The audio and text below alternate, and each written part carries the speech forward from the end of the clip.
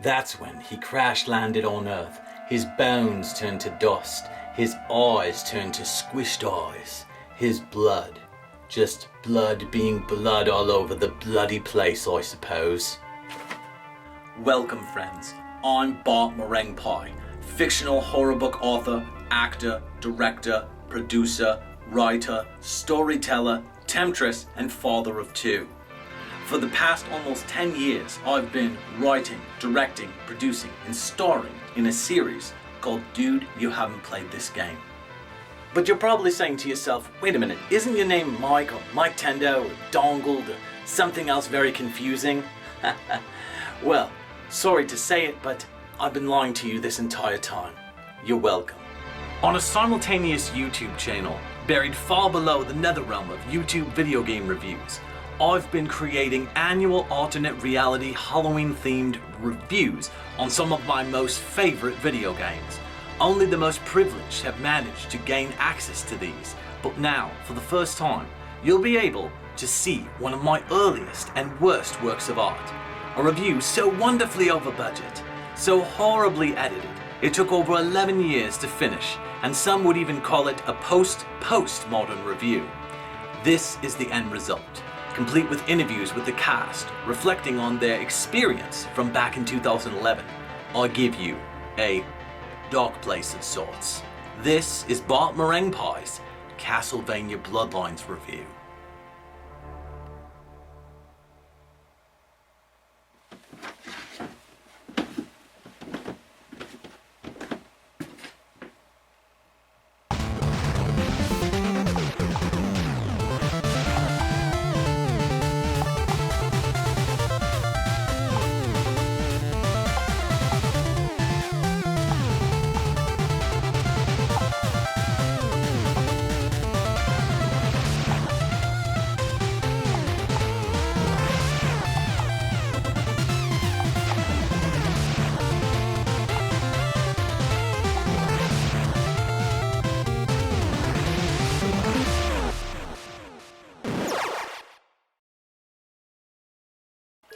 At last, after years of plotting World War I, Elizabeth Bartley, niece of Count Dracula, have gained the bloodlust needed for him to rise from his grave. My name is Shannon Chambers. I played Elizabeth Bartley in the 2011 filmed video game review for Castlevania Bloodlines for Bart Merenghi. My acting career hasn't recovered since. Well, I pointed out to Bart that it makes no sense for her to say World War I when it's supposed to be from a present-day point of view in the early 1900s. But he just kept throwing Drake's cherry pies at me and calling me a buzzkill. Oh, how I wish I were a Belmont so I could stop her, but sadly, I'm just a stupid Castlevania fan. If only I was a Belmont, or perhaps just John Morris. Ah, and here's my compatriot, Eric Licard. You used to be a schoolboy, now you're a schoolman. One day, we will take on you, foul temptress. You'll never defeat me! What do you think this is? A Castlevania Bloodlines video game review? Well, we know how to defeat you by reviewing Castlevania Bloodlines on the Sega Genesis. After several years of mostly ignoring the Sega Master System and the early days of the Sega Genesis, Konami decided that they wanted to expand their franchises over to the Big Blue Blur's little black console that could. Thanks to stellar sales in North America and Europe, Sega had the power to lure lots of third parties over to make games for them, which brought some interesting entries from notable Japanese developers. Konami pulled no punches, bringing the big guns like Teenage Mutant Ninja Turtles, Sunset Riders, Contra, and even new IPs like Rocket Knight Adventures. But there was one franchise that I never got to experience back in the day because I was a Nintendo loyalist, one that I would regret for years until I finally bought a Genesis back in my early college days. That game was Castlevania Bloodlines.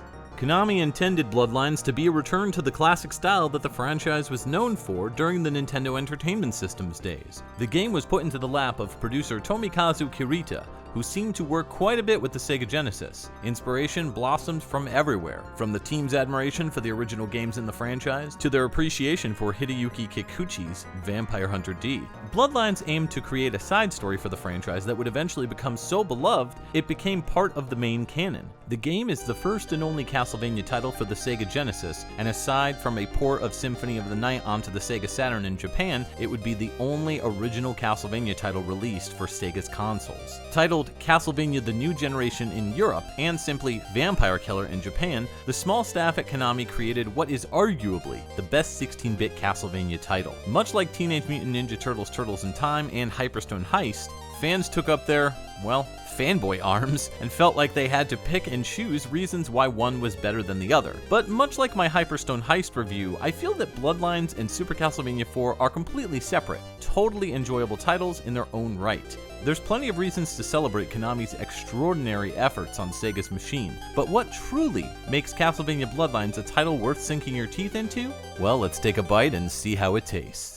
Taking more than just inspiration from Bram Stoker's Dracula, as well as real-life names from history, this game weaves a tale that intermingles with the book's lore. We learn that in 1897, Dracula met his end thanks to Quincy Morris, a distant descendant of the Belmont family. The Belmonts have been gone for centuries, but their bloodline continues in families like the Morrises and later the Schneiders. As a super nerd for the franchise, I often speculate that Dracula went into hiding after Richter Belmont's time, causing the Belmont name to wither. This would lead to the family roots traveling to new lands to settle down. Anyways, peace had been restored to Europe for some time, until a witch by the name of Drolta Suentes returns Dracula's niece Elizabeth Bartley back from the dead. Bartley was murdered back in 1421 after a trial proved that she was a vampire. She was guilty of murder and sentenced to death. Though her eternal slumber began 55 years prior to Trevor Belmont's first mission to defeat a reincarnated Dracula, it was all the more important for her to be resurrected.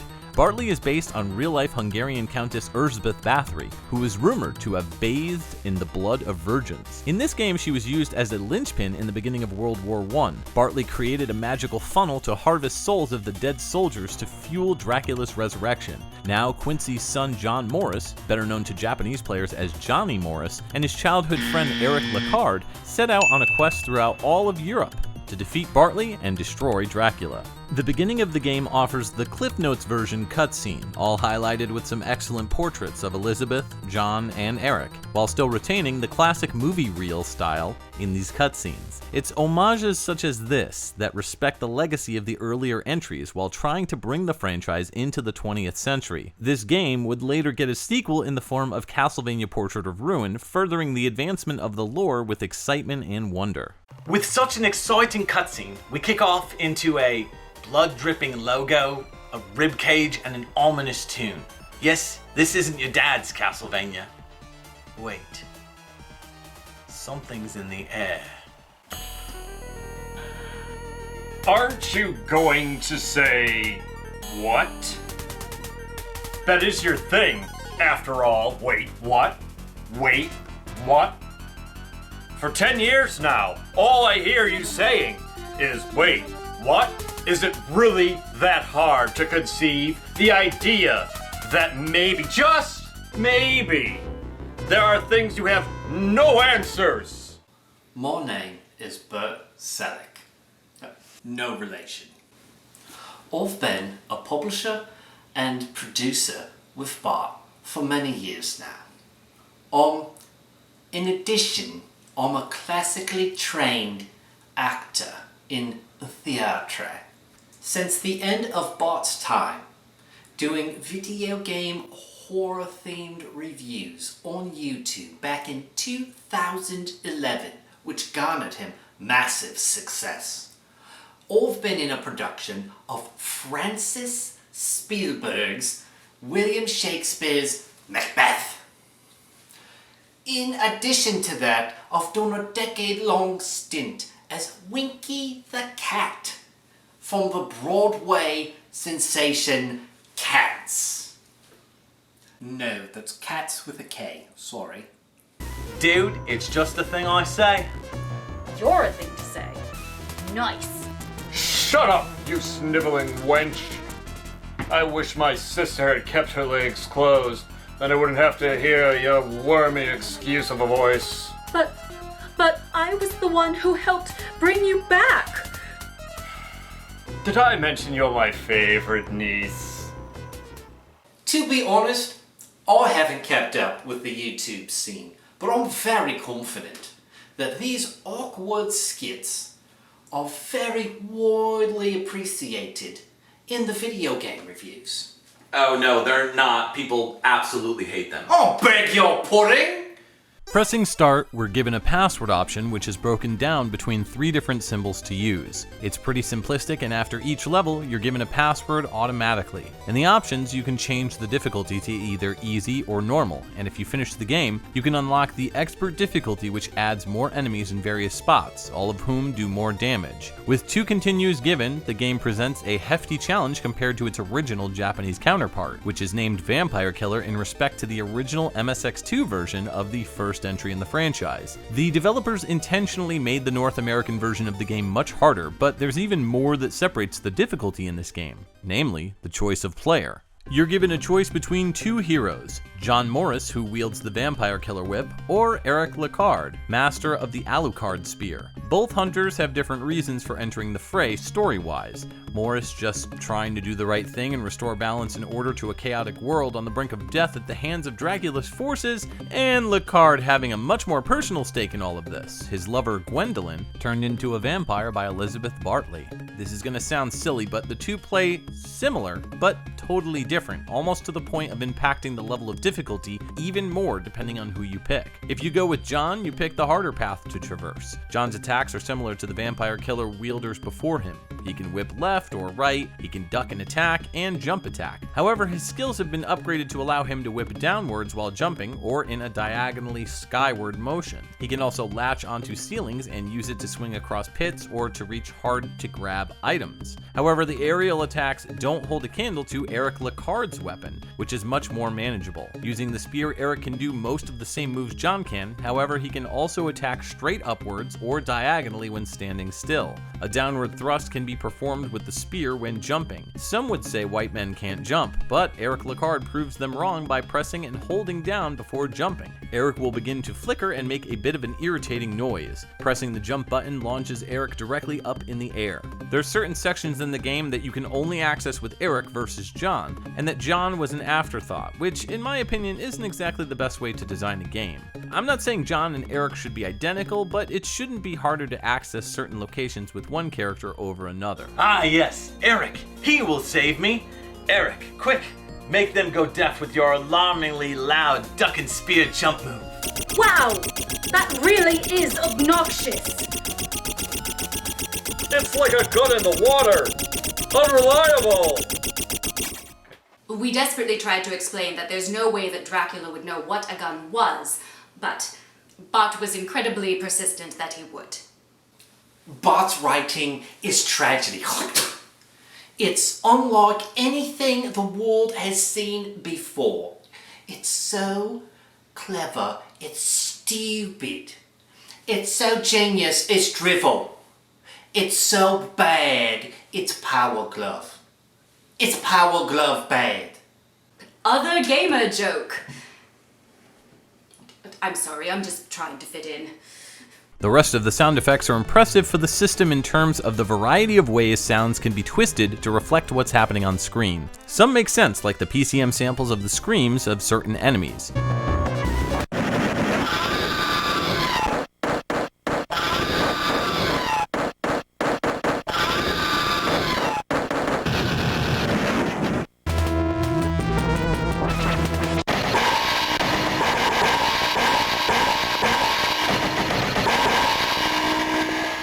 While the sound chip certainly favors the music over the sound effects, the developers did what they could to make unique sounds for the game that were rarely replicated in other Konami-developed Genesis games.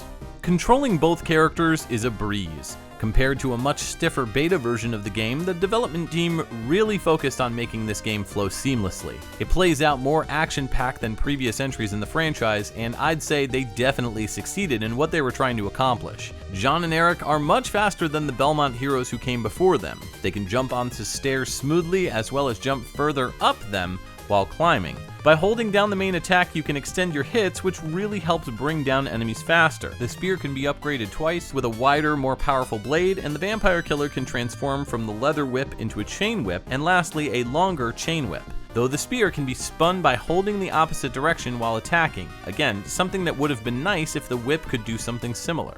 Sub-weapons have received a serious upgrade while eliminating some of the ones that just don't seem like they would fit in this game's quicker pace. Gone are the stopwatch and traditional boomerang and dagger. Instead, there's a focus on 3 primary sub-weapons: the crystal blade boomerang, the battle axe, and sacred water. No, they're not called cross and holy water this time around. There's also a mirror of truth that kills all enemies on the screen, and a coat of arms which can power up to 3 levels according to the manual. Whipping double candles, or candelabras if you will, nets players either red jewels that are worth 1 or blue jewels which are worth 2. These are used to fuel sub-weapons instead of the traditional hearts in previous games. However, by pressing up while using a sub-weapon, one can launch into a more powerful attack with them, which naturally uses more jewels. There's very scarce 1-ups in Bloodlines. I honestly could say maybe 1 per level, if at all. I think the sub-weapons do a good job of offering variety, and the beefier visual style of each gives a bigger hitbox to hit enemies. I thought it was weird that in the prototype they used the classic Castlevania tunes that would play while holding this power-up. I'm glad they nixed this in the final product. In fact, there's a lot I'm glad they changed, specifically the mermen in the first level. Wow, they look awful in the prototype version.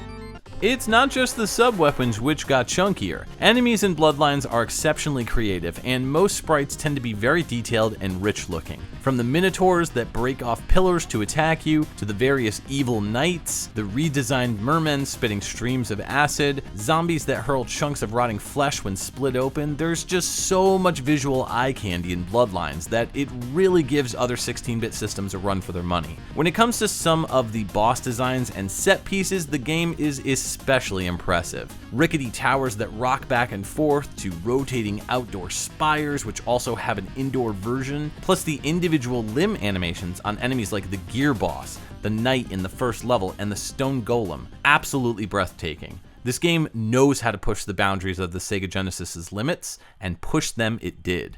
Now that I've escaped, it's time for you to face the music. Both of you. In my hands is the power of blast processing built into this controller like a sort of morning star. I will vanquish both of you to end the horrible night you've made me endure. Look out! He's got a whip! What followed was an incredible action sequence full of Voltron-like transformations, blood-infused special effects, and hot whipping action, the likes of which were never before seen in a video game review. At least, to my knowledge. Seeing Bart come to life on set, acting, directing, producing, writing, lighting, editing, producing, was truly amazing. The script he had written for this show was truly ambitious. Or said to Bart, this script is so ambitious for the budget we have, which would be nothing. Unlike other Castlevania games, Bloodlines takes our heroes on a quest throughout multiple European nations. Beginning at the Heart of Darkness itself, Romania's fictional Castlevania setting lays out the familiarity we're all familiar with.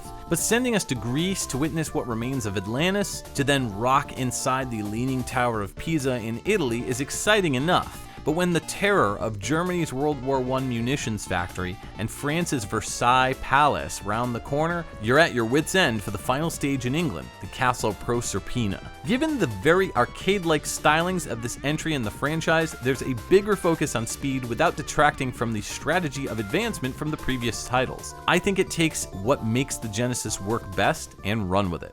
Some of the platforming strategies in this game still trip me up even after all these years of revisiting this title. The Leaning Tower of Pisa's rising platforms have grown easier over the years, but the final level's got some parts that really push the difficulty envelope, messing with your head. This portion of the stage is fragmented visually, so watching your feet is the key to surviving. And afterwards, the upside down sections have some tough parts that I really struggle to pass unscathed.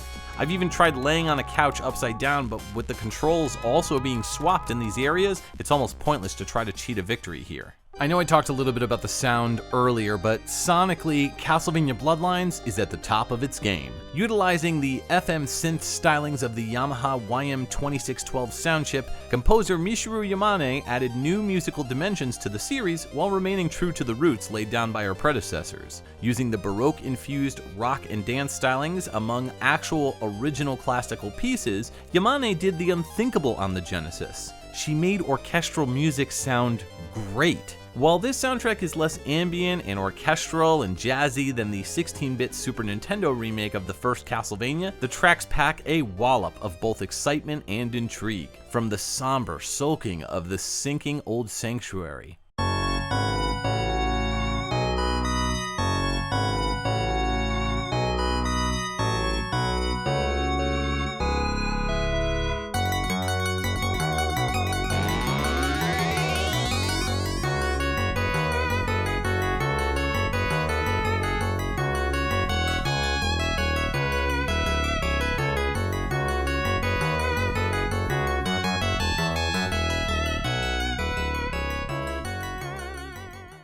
To the Exorcist-like synth warblings of the Discolored Wall.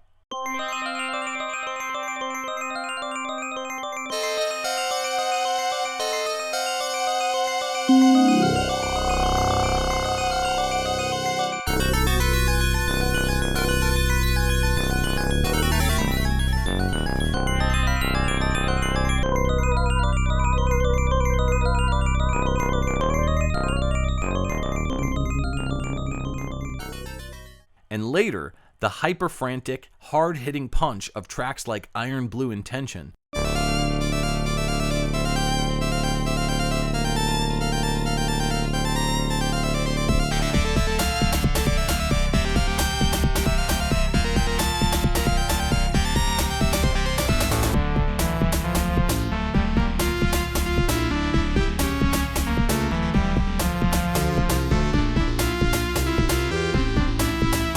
There's just hit after hit of Castlevania tunes that make you melt. I can't get enough of this soundtrack, and it's without a doubt in my top 5 favorite Sega Genesis soundtracks.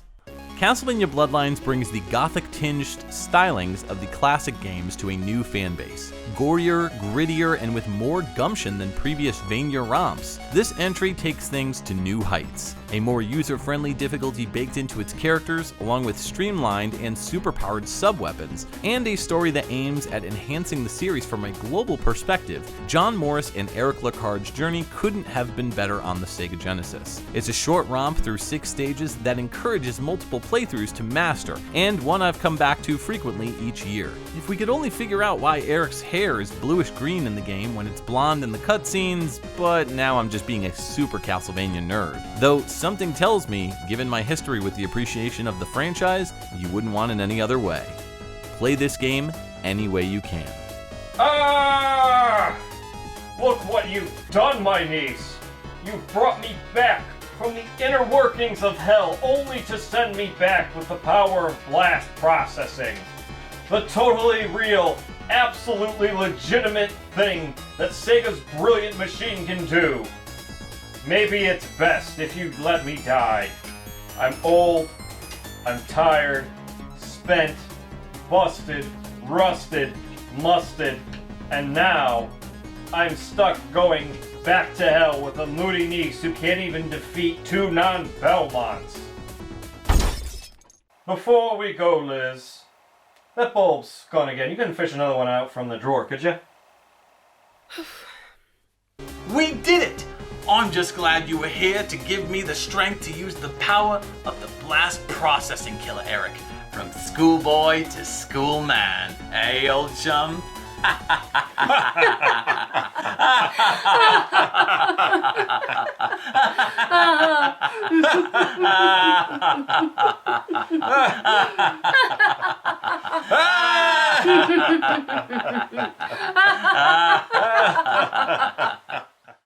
Bart said he was so wildly over budget that he couldn't afford to fund a full costume, so he suggested that I show up in lingerie down south. Yeah, I wore jeans. He's just lucky I wasn't SAG at the time. So I punted him in the Dolly Popka, and he hired me the next day. The rest, as they say, is her story. I spent a lot of time trying to get into the inner workings of Bart's head. He was always running off to do inner monologues and the review closes, but we didn't have the budget for cliff shots, so we ended up on cheap laughs. Either way, I think what we're seeing in YouTube video game reviews today is a dangerous walk down a dangerous alley. Previews being offered as reviews, a focus on delivering a should I bore this mentality as fast as possible, instead of just giving people the ability to laugh while they watch amateur goofball skits mixed in with detailed review. The art of the skit is dying. Or it could just be that Bart was really bad at comedy. With this show, I wanted to make people laugh and cry and crap themselves all at the same time.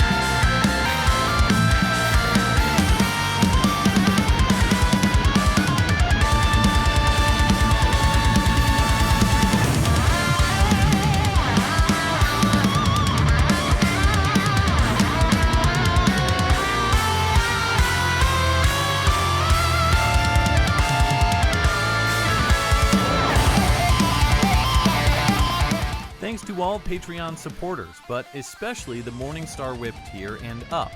They are Sam Schaefer, Scott McElhone, Venthros, Great White North Presents, The Autistic Gamer 89, Nintenjo, Bryce, Derek Demitter, and Trevin Adams. Your continued support helps fund reviews like this one, which would simply not be possible without the donations from Patreon members. I appreciate each and every one of you for continuing to help me make the content that you want to see. Classic, goofy YouTube video game reviews. If anyone is interested, just $1 down gets you access to exclusive streams on Discord, director's cut commentary for episodes, regular updates on upcoming reviews, and more. Check it out at patreon.com/dongled. I hate to sound like a typical YouTuber, but if Patreon is not your thing, but you still want to help get the word out, share this video on social media. Exposure really helps, so if you like these videos and think your friends will too, sharing it with them means a lot. Want more Dude You Haven't Played This Game? Check out the videos enclosed below. You can click on the left-hand side or the right-hand side for a totally different but totally awesome review. Thanks for watching, and I'll see you next time on Dude You Haven't Played This Game.